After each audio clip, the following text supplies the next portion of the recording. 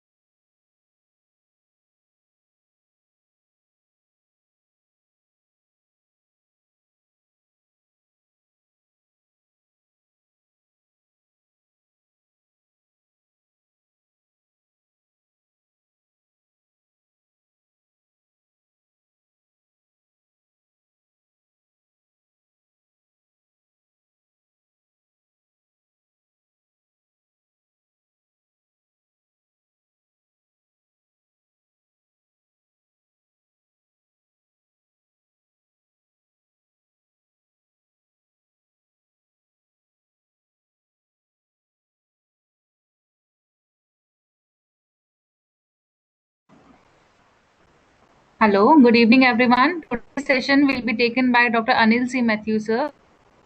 Sir, please. We welcome you, sir.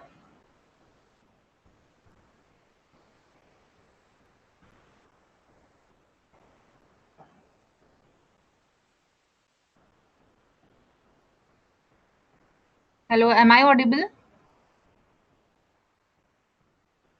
Yes, ma'am. Okay.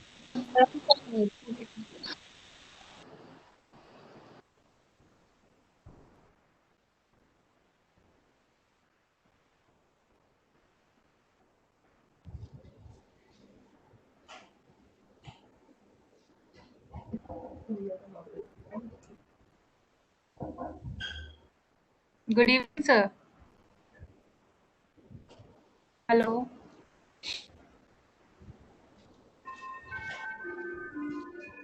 Is it audible?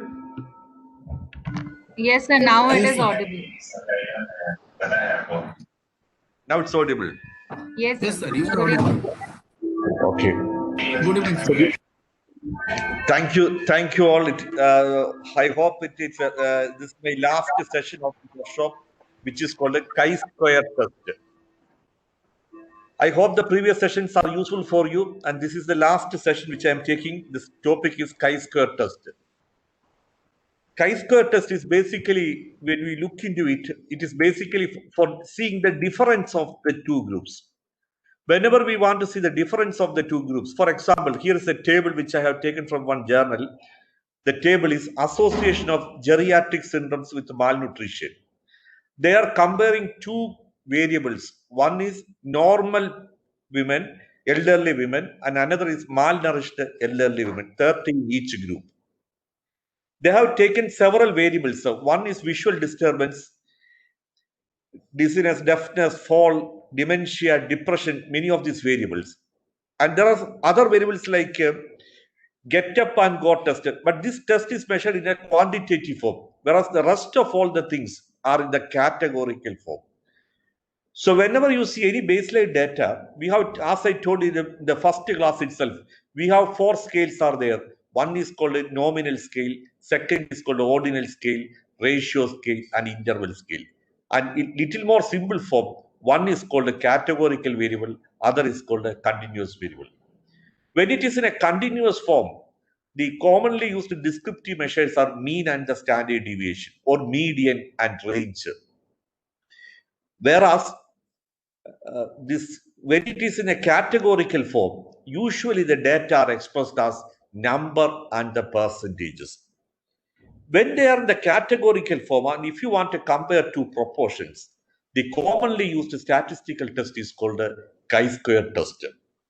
Basically, it is used for association between a projected risk factor and the disease. We usually ask two questions. Is the association statistically significant? And if so, how strong the association?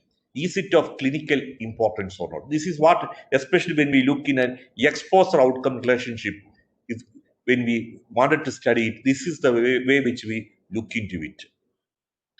And the statistical test which is used to find out the association of two categorical variables is actually called a chi-square test. And we have this chi-square test. The null hypothesis, for example, a common data is there is no association between smoking and lung cancer. Let us take the null hypothesis. The alternate hypothesis is there is an association between smoking and the lung cancer. Now, the question is, hello? Excuse me, sir. Sir, Yeah. PPT is not visible, sir. How is it visible? Slide is not visible. It's visible, sir. Slide is not. Now it is Visible, visible. sir. It's visible, sir. It is visible.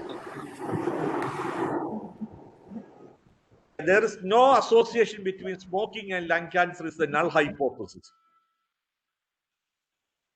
Now the question is, what is the meaning of saying there is no association between, what does it actually indicate?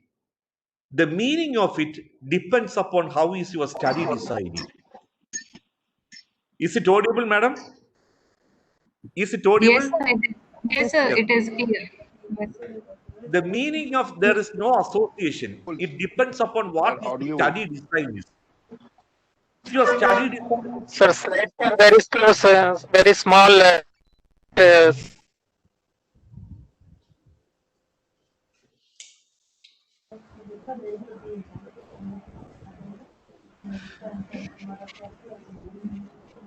It's perfectly normal, sir. Slides, no problem. Absolutely. okay, No problem. Delegate not complaining. okay. The moderator, the organizer should moderate these inputs, please. Thank you. Yeah, it's okay. There is no association between smoking and lung cancer. What does it mean in a cohort study?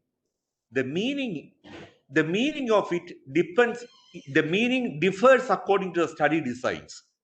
In a cohort study, the meaning is the incidence of lung cancer among smokers is no way different from the incidence of lung cancer among non-smokers. Once again, I am telling you, the null hypothesis in a chi-square test, let us assume that the null hypothesis is there is no association between smoking and lung cancer. But remember, please, the meaning of this null hypothesis differ between the study designs. In a cohort study, the meaning of this null hypothesis is the incidence of lung cancer among smokers is no way different from the incidence of lung cancer among non-smokers. Basically, for example, the data which I have shown you, 3,000 smokers we have followed for a long period of time. 50 got lung cancer. There are 3,000 non-smokers we followed, only 10 got lung cancer. We are considered the two incidences. One is incidence of lung cancer among smokers, 50 divided by 3,000. Second thing, incidence of lung cancer among the non-smokers, 10 divided by 3,000. And these two incidences, are they different or not? Are they statistically significantly different or not? This is actually what we are testing in chi-square test, especially if your study design is a cohort study. Already you know what is the strength of the association. Incidence among exposed divided by incidence among non-exposed is actually what we call it as relative risk. That will measure the strength of the association. But the null hypothesis is what is the नहीं वो कह रहा है अब कल दूंगा मैं मायापुरी चला गया hello मित्रा से मित्रा hello Dr. Hello? Dr. Mehta Hello? Singhal, please mute yourself. Dr. Mehta Singhal, please mute yourself, otherwise I will have to remove you from the meeting. Sorry, sir, please continue. Yeah, the meaning of there is no association in a cohort study, it indicates incidence of lung cancer among smokers is no way different from incidence of lung cancer among the non-smokers. But in a cross-sectional study, what does it actually indicate? There is no association between smoking and lung cancer. We have 10,000 people we have studied. 200 were lung cancer and 9,800 were non-lung cancer patients. And we have the two close to table, we have the values. What is the meaning of saying that there is no association between smoking and lung cancer?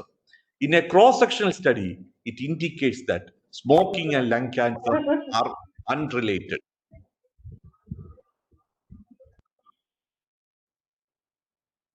In a cross-sectional study, it indicates that the smoking and lung cancer are unrelated. Now, let us take a case control study.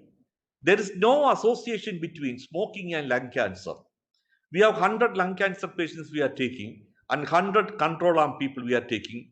And when we retrospectively elicited the smoking status, 80 were smokers and 30 were non-smokers. The null hypothesis is there is no association between smoking and lung cancer. But in a case control study, what is the meaning of this null hypothesis? The meaning is the rate of exposure to the smoking among lung cancer patients is no way different from the rate of exposure to the smoking among non-lung cancer patients. That means we are basically comparing two rates actually, 80 by 100 versus 30 by 100. Once again, I'm just putting the 3 slides again. In a cohort study, the meaning of saying there is no association between smoking and lung cancer, it indicates incidence of lung cancer among smokers is no way different from the incidence of lung cancer among smokers or non-smokers. Whereas in a cross-sectional study, there is no association between smoking and lung cancer. It indicates smoking and lung cancer are unrelated. Whereas in a case control study, there is no association between smoking and lung cancer. It indicates the rate of exposure to the smoking among lung cancer patients is no way different from the rate of exposure to the smoking among non-lung cancer patients. Now, how to work out this chi-square actually? The null hypothesis is there is no association between smoking and lung cancer. And chi-square is obtained by a small formula, sum of observed value minus expected value the whole square divided by the expected value. O is the observed value, E is the expected value. What is E, expected value? Expected value is the row total into column total divided by the grand total. Let us take this example. These values 80, 30, 20, 70, these values are called observed values. Then what is the expected value? The expected value is defined as row total into column total divided by grand total. For example, the expected value of 80 is equal to the row total is 110 and the column total is 100. 110 into 100 divided by 200. The answer is 55. The expected value of 30 is 110 into 100 divided by 200. The answer is 55. The expected value of 20 is 90 into 100. The row total is 90 and the column total is 100. 90 into 100 divided by 200. The answer is 45. And the expected value of 70 is 90 into 100 by 200, which is equal to 45. So these are the expected values. The expected values of 80 is 55. The expected value of 30 is 55. Expected value of 20 is 45. Expected value of 70 is 45. Whereas the observed values are 80, 30, 20, and 70. Now, what is the meaning of this expected value? By formula, what does it tell? Row total into column total divided by grand total. But what exactly it means? For a non-technical person, how you will explain the meaning of expected value? The best example which you can remember is in a weekend, for example, a Saturday, we may expect 3 people as the guest. Usually, now it is a COVID time, we are not expecting anybody as the guest. But assume that it's not a COVID time, weekend, we usually expect 3 friends or 2 friends in a Saturday. But one Saturday, there are 70 people or 100 people came to our house. That means some unexpected thing happened in your house, or maybe good news or a bad news. Usually, weekend days, we expect 2 or 3 guests. But one Saturday, 70 or 80 people came to our house. That means some unexpected thing happened to our house. So the observed value is 70 or 80. The expected value is 2 or 3. This is a difference between observed value and the expected value. Here also it is the same thing only. If you look into this 2 cross 2 table, what you can see is this 80 is little very high number and 70 is little high number, whereas 30 and 20 are little relatively low numbers. This is happening because of the strong association of smoking and the lung cancer.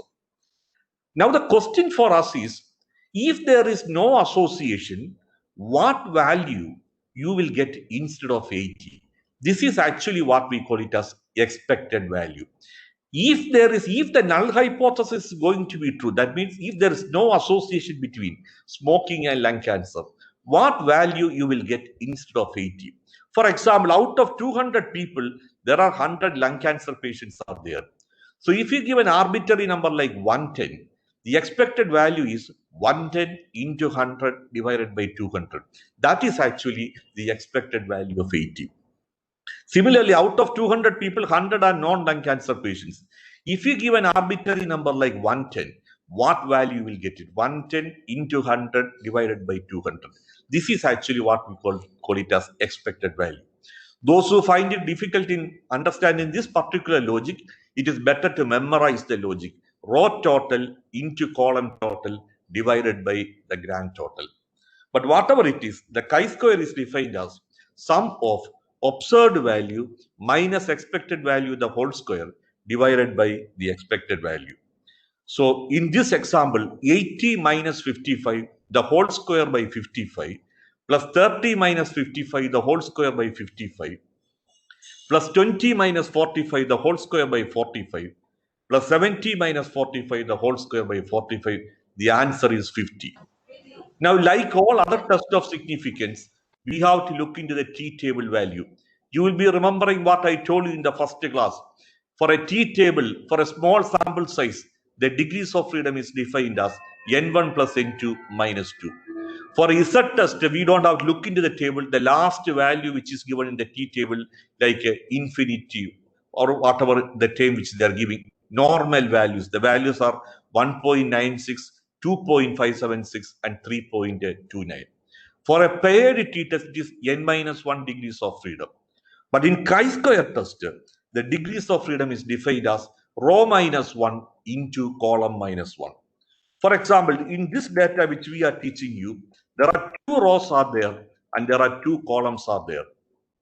So the degrees of freedom is equal to 2 minus 1 into 2 minus 1.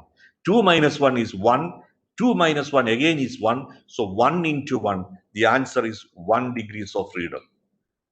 So if when you look in the 1 degrees of freedom, the chi-square table, the values are 3.84, 6.64 and 10.83. For us, it is for a statistician like me, it is better to remember these values, 3.84, 6.9, because usually most of our studies, the association will be 2 cross 2 table. So So 0.05, the value is 3.84, 0.01, the value is 6.64, and 0.001, the value is 10.83. So what we are getting here, it is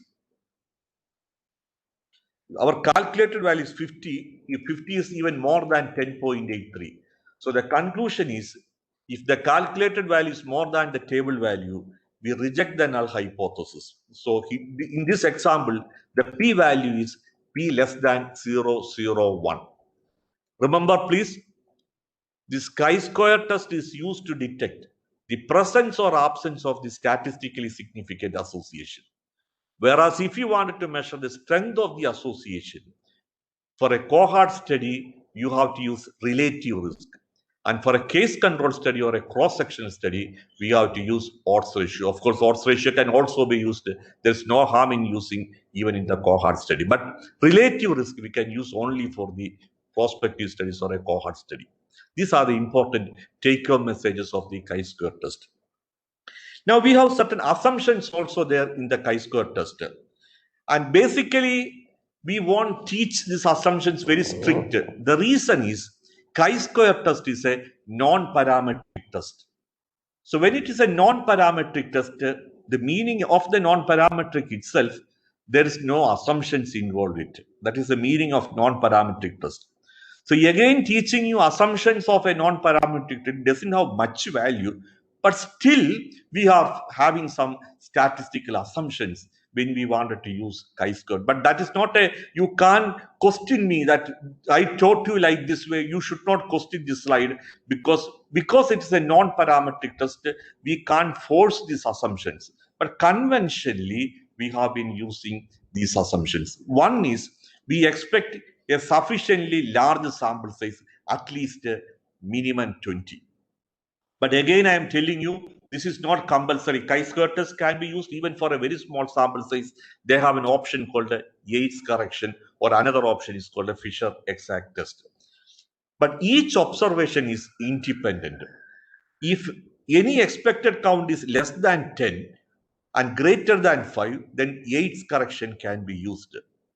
And expected count should be more than 5. Observed values, they are not telling any criteria. But the expected value, they are telling at least 80% of the cells, the expected value should be more than 5. That is an important criteria. Rest of all the things, this also okay. But these two things, it is left to you to take a decision. But this particular thing, yes, it has some meaning. If the expected count, if it is 80% of the cells, that means in a 2 cross 2 table, minimum 3 cells, the expected value should be more than 5. If it is less than 5, it is recommended to use Fisher exact test analysis. So when you look into these two particular tests, chi-square test versus Fisher exact test, chi-square test is easy to calculate by hand, but Fisher exact test is difficult. Fisher exact test results are more accurate than the chi-square test on small samples. Chi-square test results are more accurate than Fisher exact test on large samples. But all these slides, you can't keep it as a very strict guidelines. You can't use it because overall, both are non-parametric test. But let us, usually when we do this SPSS output, this is the way which we are getting the SPSS output. For example, in this table, what they are telling, these are the expected values they are telling, 18, 82, 80, and 82. And they are telling us 0 cells have expected count less than 5. So that means automatically it indicates that we can go ahead with the chi-square test. So the PSN chi-square value 8.672 is the more appropriate statistic for this analysis, and p-value is equal to 0.003, or equivalently you can say p-value less than 0.01. But now let us see another analysis. For example, in this cell, what is happening? Most of the cells, the expected value is less than 5. They are telling 4 cells have expected count less than 5.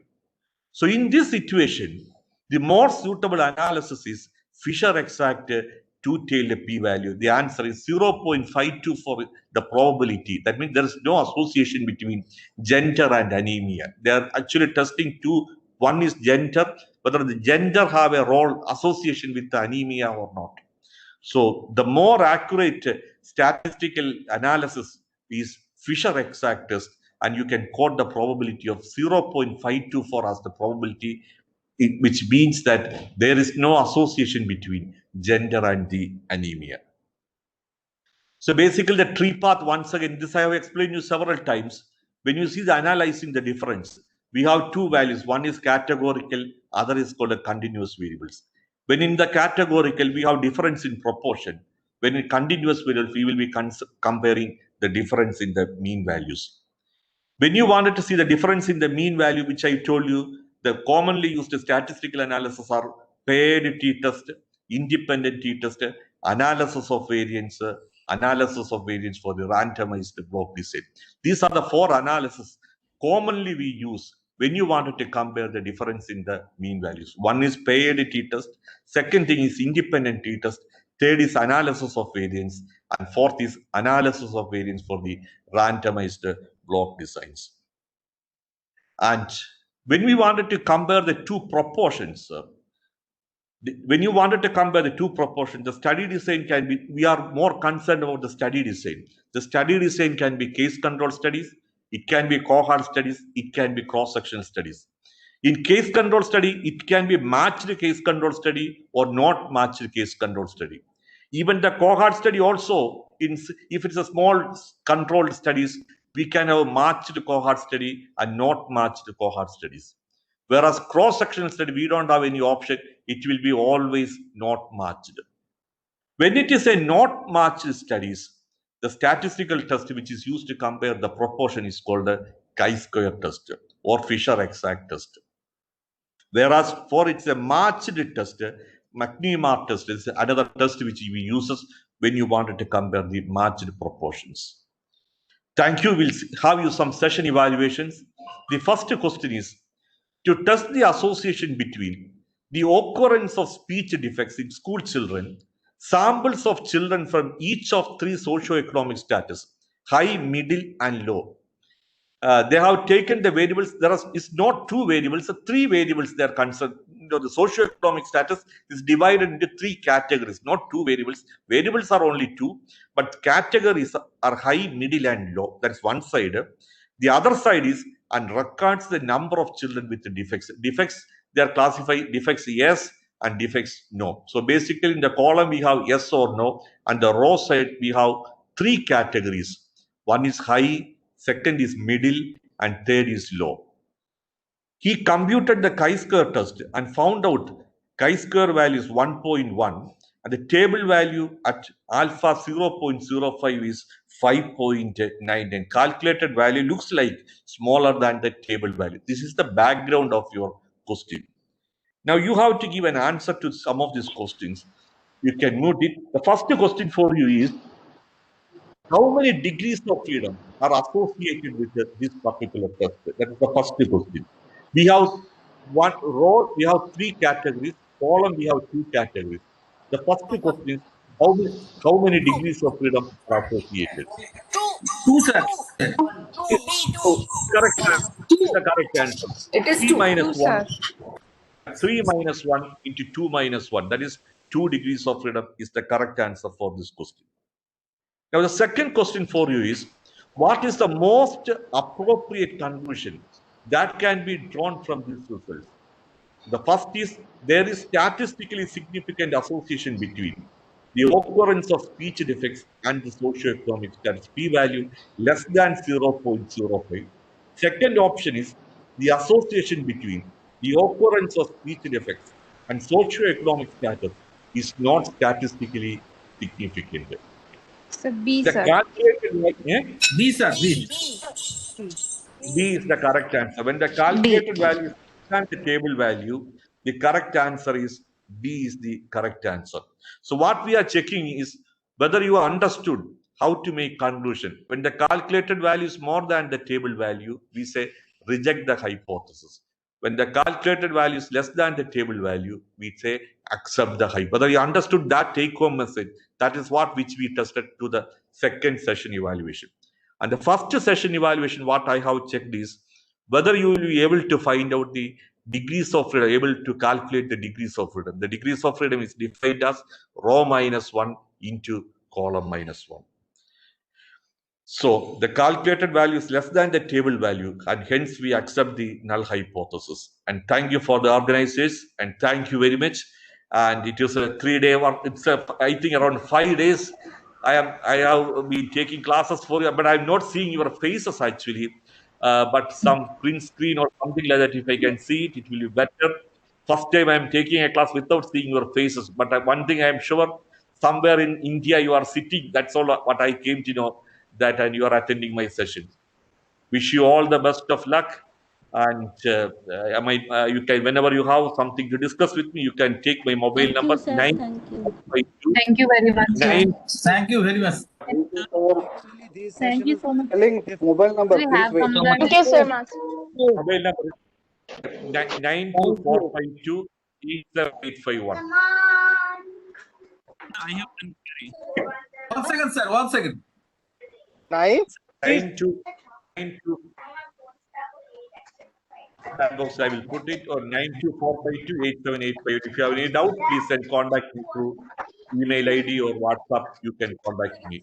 Wish you all the best, and if you have any doubt, please ask me. If you have any doubt, please ask me. Thank you, sir. some of the query we have from the delegates.